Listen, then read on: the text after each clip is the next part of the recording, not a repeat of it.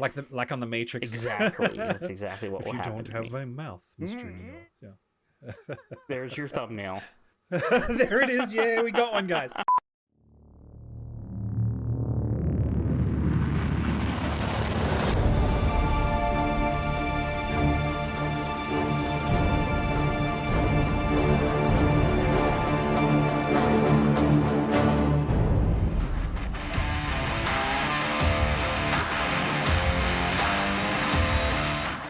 Welcome to Disparate Worlds, where an irresistible force meets an immovable object. I'm Mox, and this is Sechari, and we are comparing and contrasting the worlds of Pantheon, Rise of the Fallen, and Ashes of Creation.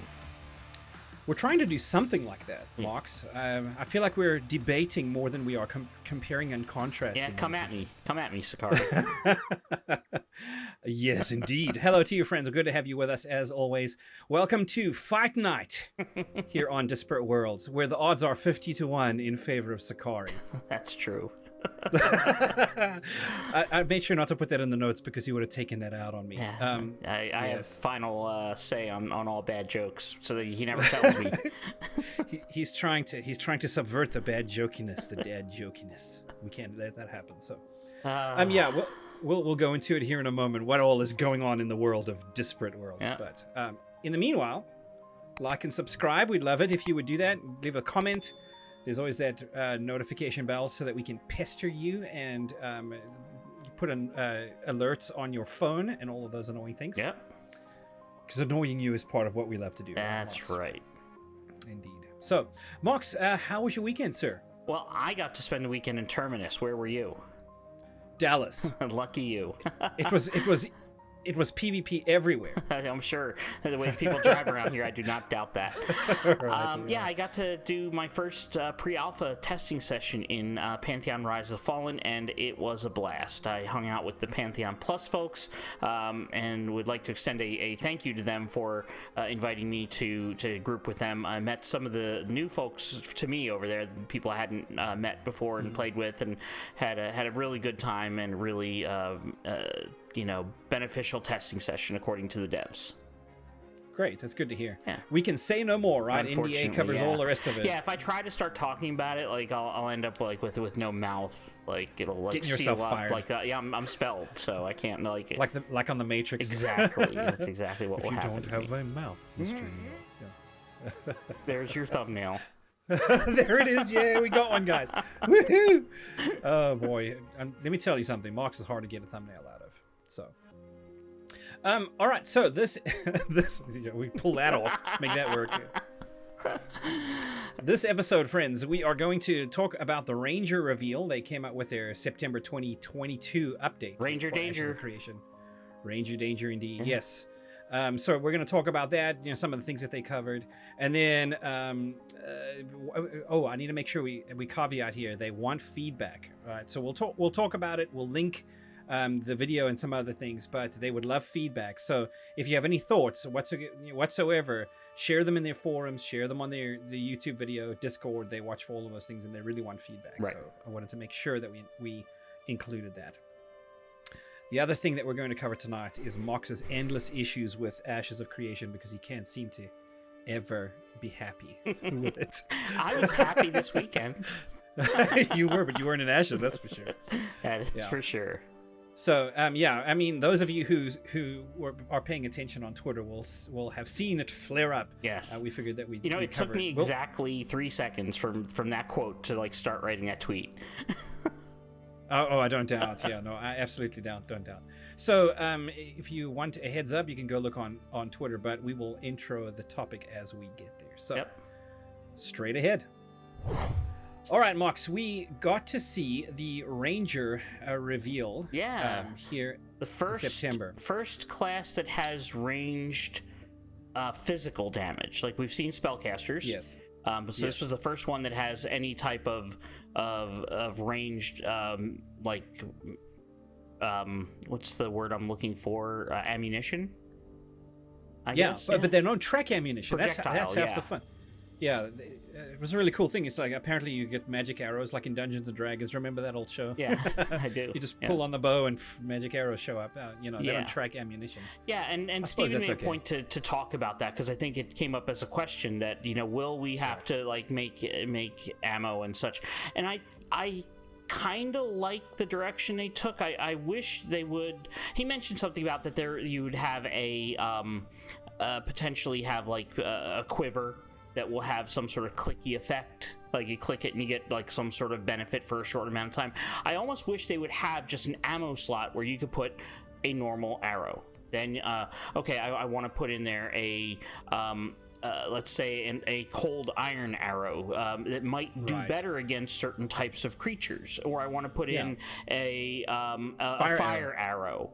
And those you have to find or craft or buy or whatever. And then while that's in that slot, that's your type of damage, because maybe you're going up against trolls and they regen, and fire or acid will help you not have that happen. So I kind of wish that's the direction they'd go, but at least they're doing something that gives them some sort of damage bump. Right. It's something I used to feel during New World quite acutely as well, right? The ranged weapons are penalized in a way, having to track their ammo. If you run out of cartridges, right? If you run out of arrows, now you're useless. Yeah. That happens to be your main, so now you have to switch to something else. So they're penalized in that you have to kind of track those. I like that that's not a thing, that, if you don't have to worry about that, you can just be a bowman, right? Or a ranger in the sense. So yeah, I love that direction. Can't say enough good things about it. Yeah, overall I thought the look and the abilities of the ranger were well designed. Like the attacks were neat. They had like a burst attack he showed. They had that aerial flippy thing, which was really neat. Give them some mobility. All in all, I thought that and the fact that there's a difference between shortbow and longbow also excellent. Yes, absolutely. Yeah. And all the things that you would expect, right? The longbow, you have to pull back; it does more damage as a result of this. The rate of fire is slower, but the damage potential is greater. Whereas shortbow seems a lot more mobile. It's just quick, That's very cool. It'll be interesting to see when the theory crafters get a hold of it. Does the longbow actually do more damage since it's a slower rate of fire, or does the shortbow actually match it just more rapidly and in smaller increments? Yes, definitely. So overall, a great ranger reveal. We knew it was coming. It was not a surprise. They teased it so much before they did. It was good to see. Of course, basic attacks, we're not seeing very much yet as far as extended abilities, right? Tree abilities. So we'll see that, I imagine, as the development. Or not. I think Steven likes keeping things close to the vest as far as that's concerned, and let people find them as they find them. Right. So we may not. So probably a lot to see in Alpha 2, I imagine. And that's probably where you jump in and you begin to see these things. Exactly, as people start gaining levels and such. All in all, I thought this was one of the better monthly streams from the Ashes guys. Like, it really had a lot of meat to it, and I appreciated that.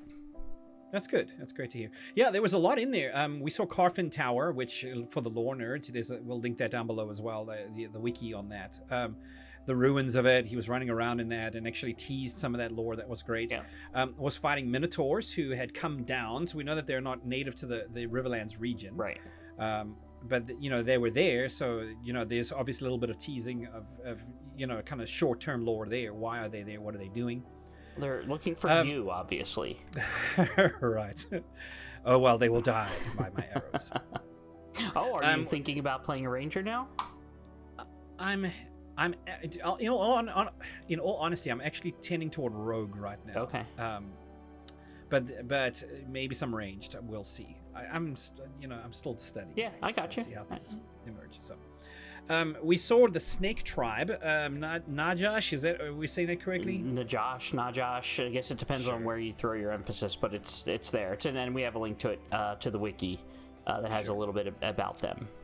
Yeah, a little bit of models. The models looking great. They look very Naga-esque. Right. We've seen similar, more armor than a traditional Naga, I think. Like, mostly Nagas normally are just like snake, and these things have, like, obviously they are a more advanced culture that they're wearing armor. Right, absolutely. Yeah. So yeah, definitely that. Living statues. What do you think of living statues, Marks? This is an interesting idea. I want to see them in action. Like, we got to see stills of them, and they were in varying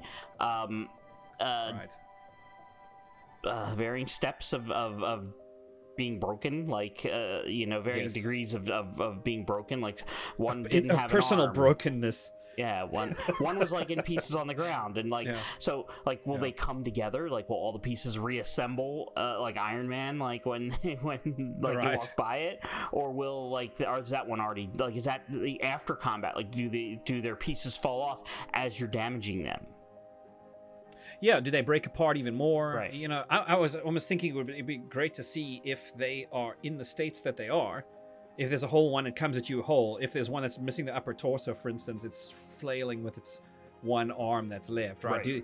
Do they assemble or do they stay broken? I think would be half the fun. Either way, sounds like a fun fight. Yeah, absolutely. Yeah, and I think that if nothing else, I applaud Steven for embracing his creativity, because the zombie shamblers they showed were really cool models, and he mentioned that if you walk by a grave, they might reach up and grab you.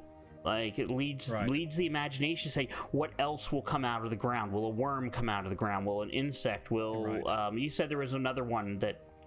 Yeah, in the last live stream that they did, they just showed him running around swinging a sword, right? But he was fighting rock golems or something such. Yeah, that's right. And they where they would just emerge as a rock, right? So it sounds to me like you never really know when you are safe. Yeah, like, you walk around like, is that a rock golem? Oh, is it something going to come out of that grave? I don't know. Do I want to go around it? Do I want to fight it? Right.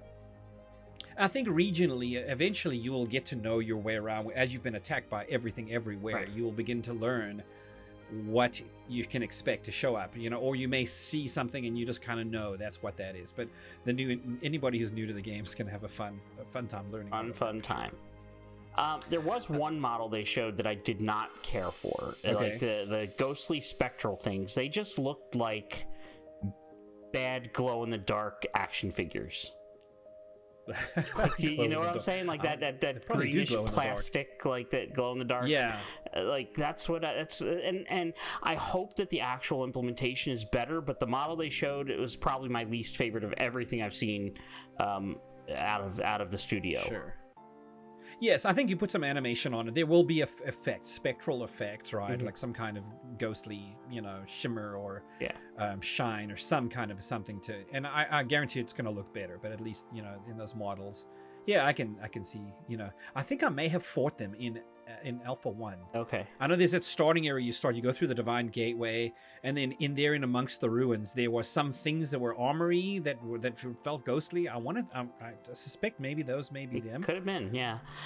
So we'll see. If nothing else, Ashes hits it out of the park for character models. So I don't think it will, I will be disappointed in the end product. I just didn't like what they showed on the 3D modeler. Didn't blow up my skirt, as they say. Sure.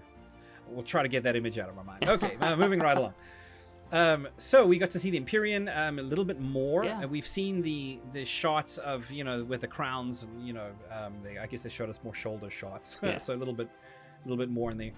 Kalar are looking pretty good. Those are the traditional humans. Right. Which are different to the other human, who are the Veilun, who, Stephen has said a number of times now, have some kind of a Jinn ancestry and have a Jinn look as a part of them. So how about touching on that that discussion we've had about races? This is going to be an ongoing discussion until we see all the races, I think. And what we have discussed off camera before the episode is that it all depends on how you define a race. And we've figured out 3 ways to define a race within a video game. You either have your ethnic origin, which would be like your differences between, say, the Japanese and the Italians. Obvious differences, but they're still both human. You have your factional associations, which is sociocultural, right? Like social. Right, you come together, but that's what links you together is just that you're friends. Right, exactly. And you become a faction. Right. Kind of like, I guess, the all the people from The Walking Dead. Like, they're all come from various areas, but they're all, like, fighting to kill off all the zombies, so... And then lastly, you have nationalities. The Germans and the Italians are distinctly different, but again, they are both human, but they are, like, there's distinction. So it depends on how you define that. I tend more towards the ethnic origin when we're talking about race, and Sechari falls for you, it's about genetics. Too.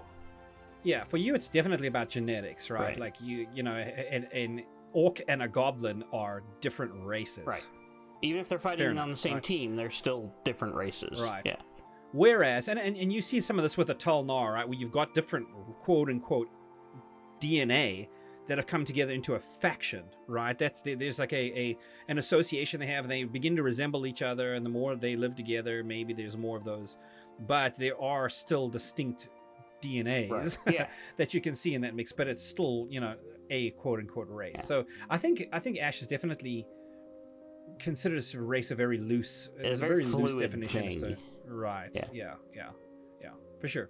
So it sounds like we're actually figuring ourselves out on that. A little bit, yeah. What a surprise. As opposed, you know, to all the things we stumbling around in the dark about the normal topics. Right, indeed. Indeed, yeah. All right, can we touch on tab targeting versus action? Only if you only soft lock me. Oh, goodness. I would like to soft lock myself. How about that? See if that... Yeah. This is tough to get your mind around, right? I've played with it. I played with it a little bit. I think you hit X, or at least in Alpha 1, you hit X and suddenly there's that reticle. You hit it again and it goes away. You know, what on earth is this? Mm-hmm. Until you begin to play with it, right? Tab targeting, I think most of us have experienced, those of us who've played MMOs past, right? You just... if you hit tab, whatever's closest to the center of your screen gets targeted. Mm-hmm. So you just got to, the only requisite is that you have to make sure that whatever you want to target is in the center of your screen. You hit tab and you're good to go. Right. Compared to action targeting, which I think more and more games are doing this now.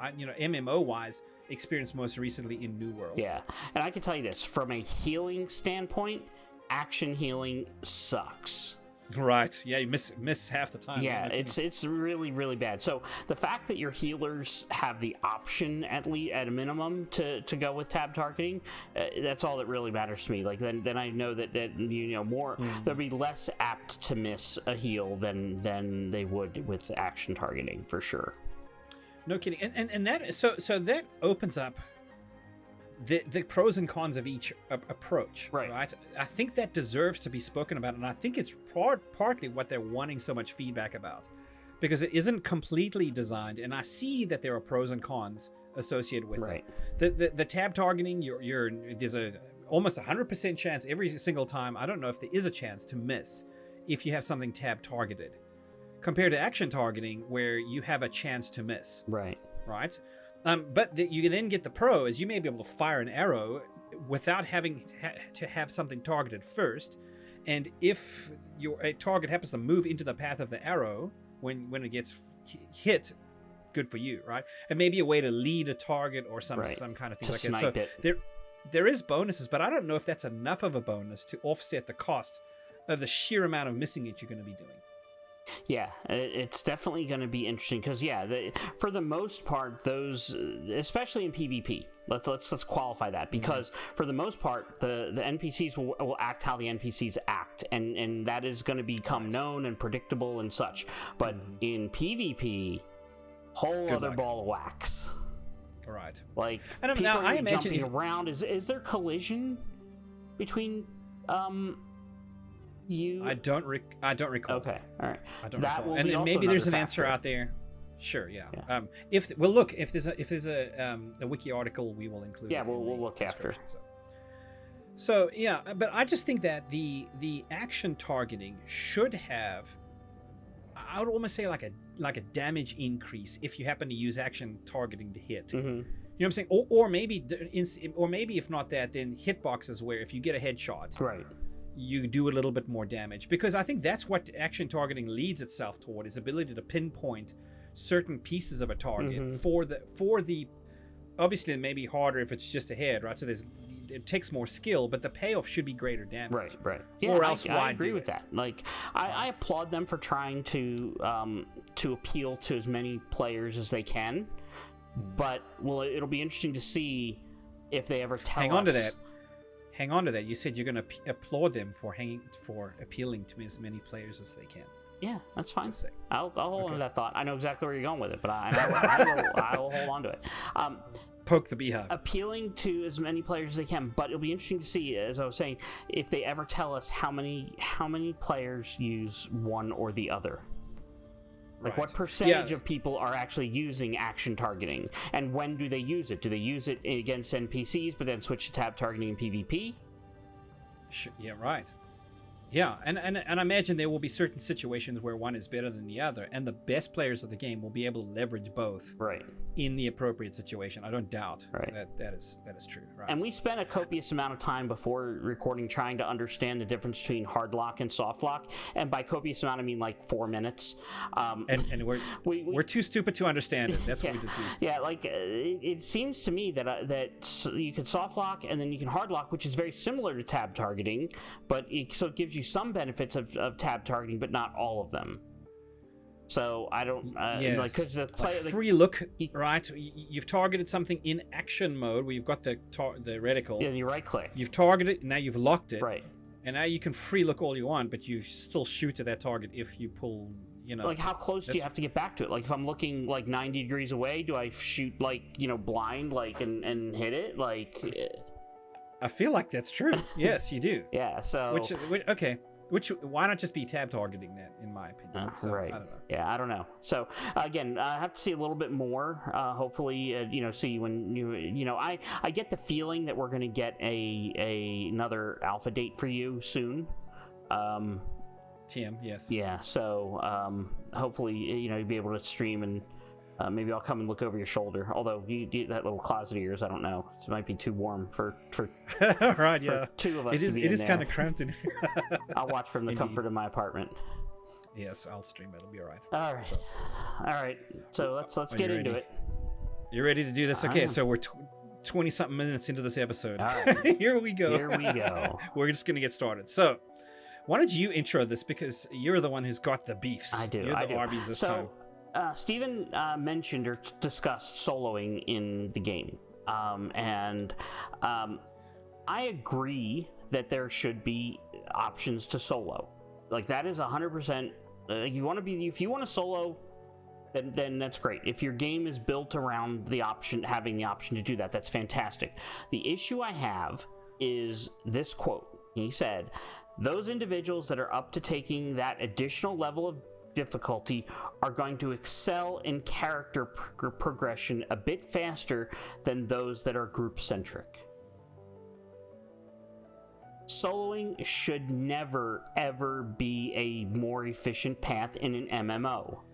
It's a multiplayer game. It's supposed to be grouped, but if you want to solo, and you get the benefit of getting all the experience for the kills, and if there's some sort of split, you get the benefit of getting all the loot, you should not be progressing faster than people that are in a group. Just no. So, change my mind, Sechari. Change my mind. You better get yourself a big old sign and go sit on a university campus and see if you can pull that off. I'm going to take a shot at you, sir. Okay. I've got some notes prepared here. Oh, no. You didn't tell me to prepare notes. Crap. I thought through this, right? No, it was a good question, right?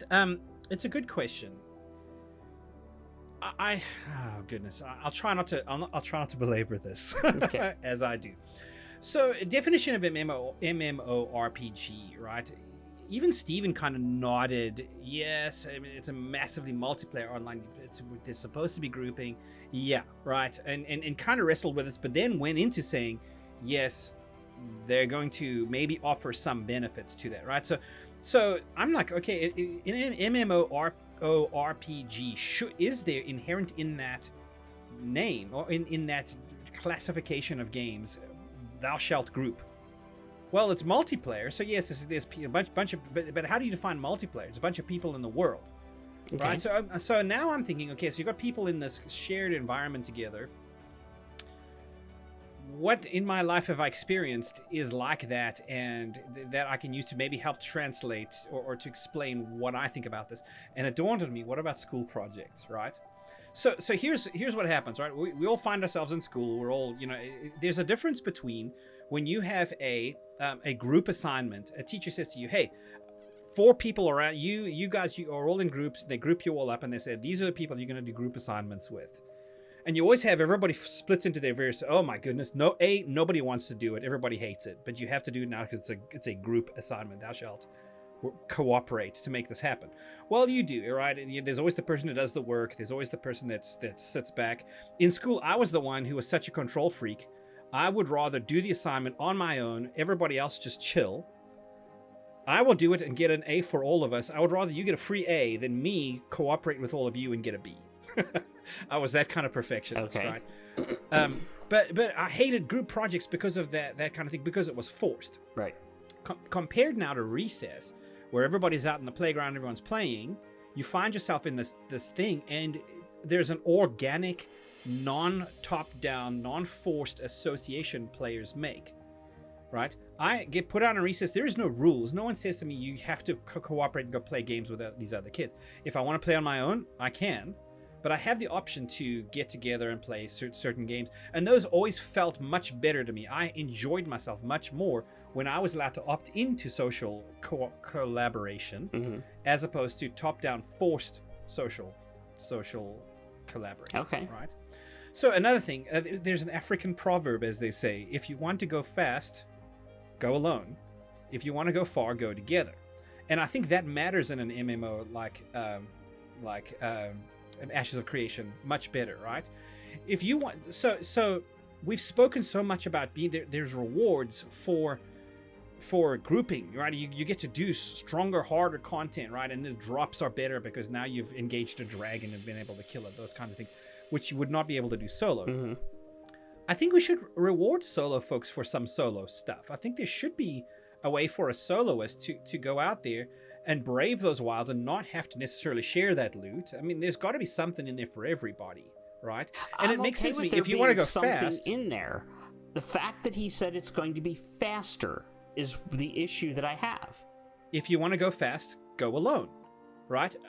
If you're trying to shoot for end game as fast as you can, or get to the next level, but that doesn't translate to a game, because if there's 4 people killing this orc, or 6 people killing this orc or a group of orcs, they're going to kill it much faster than a single person would. Yes, absolutely. So that's why they give you more XP. If you're going to go brave that alone, like they say there's 25% more XP, it's going to take you far longer. So at least that kind of balances that out. But that's not faster. It's that you're still slower killing the stuff. He is specifically in your character progression. I think if you're getting more XP per kill, maybe.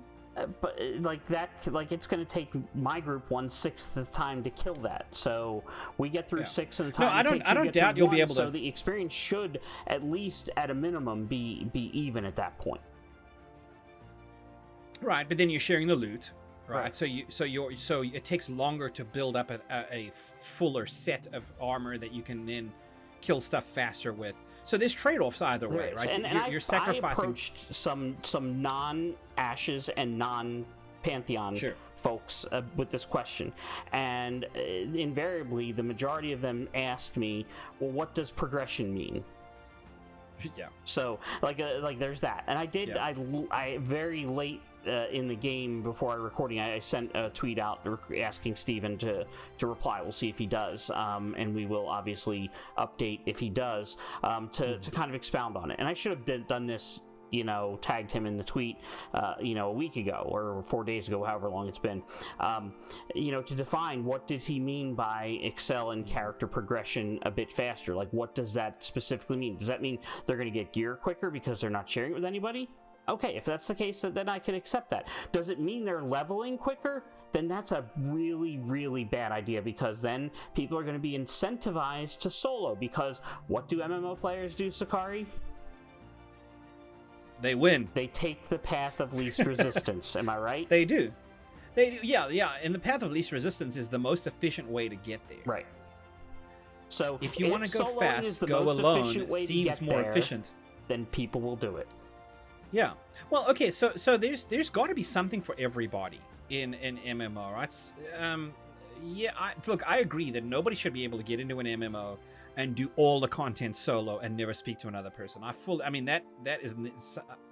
That's you might as well go play a single player game, right? I get that. Yeah. I get that. But I also get that if you think about how many other versions of solo play there are, if I want to play the market, for instance, that is not a collaborative activity. I'm doing it on my own, right? It's a way to engage the game. Sense in which politics is something I'm doing on my own. You can't really both be the mayor of a city, right? Or have a team of people be a mayor. So I'm doing it even though I'm kind of having to work with other people to do it. Crafting, that's a solo activity. Essentially, I'm no matter what I'm doing, I'm crafting. You have to buy and sell, right, or trade or something, right? So there is an interlinking, but the activity itself of crafting, I'm doing on my solo. own. You're right. Yes, that's true. Right. And then, of course, there's the other extreme where if you're going to go fight a world boss, right? If you're going to go fight in dungeons where there's much harder difficulties, you have to. But I think that there should be something out there for a solo PvEer, even up to certain areas of the world where you can go and you can do that without a problem, get around. Maybe there is a bit of a problem. It is challenging in some respect. Everybody should get rewarded in their own way for doing each of those activities differently. Whatever that reward happens to be, whether it's economic reward, whether it's better loot from running dungeons or whatever. But I can see a reward of if I'm just trying to grind levels and I go out on my own, I should probably be able to be a little bit more efficient getting XP, right? Getting through my levels as opposed to having to put a group together. That's got to be slower. Should every class be equally viable in soloing then? I think that if you are tanking and if you are healing, you have more skill just by nature of those two things, right? Tanking is more about absorbing damage. Healing is more about keeping people alive. You're going to have more of your skills designed to those two things. Some DPS thrown in there, which you can use. But typically, in all games I've never really seen much difference with this. If you are those two, you don't progress quite as fast unless you have some kind of help, right? So I can see that some inconsistencies in there. So not everybody will be able to participate in that. Yes, I would expect some. Okay. But then again, a healer can go out there and if they can keep themselves healer, can usually take on much harder content. I've seen that happen. I can tell you from an EverQuest point of view that clerics could not solo. Right. It just was impossible. So, but druids could. And necromancers could, because they had certain abilities, root and fear and such, which would allow them to, keep from being hit essentially. Mm-hmm. So, now I can see. I mean, if you have a certain amount of life steal, I mean, there may be ways to offset some of those. Yeah. We're assuming, right? We're way deep absolutely. Until we see this stuff in action, we're not going to know, but. Yeah. I don't know. So I don't think it's necessarily a bad thing. Is what I'm going to sum all of it up and say, okay, if they want to reward solo play for some solo stuff, let's let that happen. I'm okay with that. And chances are I will probably try to take advantage of that if and where it exists, because nobody's going to want me in their groups. Again, I think it all depends on what those few words mean as far as what exactly does it mean by excel in character progression. Like, again, if it means that the most efficient way for many classes to get to the end game is going to be to solo, then that's going to be rough, especially if those are classes that, I'd like to have a rogue in here to open doors. If that's a thing, and you need the rogues to do it, and they're out soloing because they don't have to group, that's bad for the game. Yes, situationally, I can figure that out. That's for sure. Anyway, we'll see how it progresses. Obviously, we differ on how we want that implemented, but I do think that if Ashes wants to have soloing in it, then they should. It just should be a little bit. There should be a penalty to it, I guess, is what I'm looking for. And you're saying it's okay if they get a little bit of a bump. Okay. Yes. All right. Fair enough. Hey, if you disagree with us, or me, I should say, because you probably disagree with me, hit us up in the comments for sure. All right, check us out on our socials, facebook.com/disparateworlds, on Twitter @disparateworlds, our website, disparateworlds.org, and on Patreon now at patreon.com/disparateworlds. In addition, on our website and in the description below is a link to our Discord. Please join us there and yell at me for being wrong. Or also me, because I guarantee that there are people that think the other way. Solo play, how dare you, sir. Yes, that'll be it for us this episode, guys. Thank you very much for your patience with us, for my terrible jokes, and for Mox's just intolerable ability to be wrong. Yeah, definitely thank you for watching. Drop a comment. We'd love to hear from you. Of course, the like and the subscribe thing, as always, notification bell. That way you don't get to skip us. Which you may desperately want to do at this time. So, indeed, yeah. Take care of yourselves, everybody, and remember always to be immovable in your principles, and irresistible in your actions.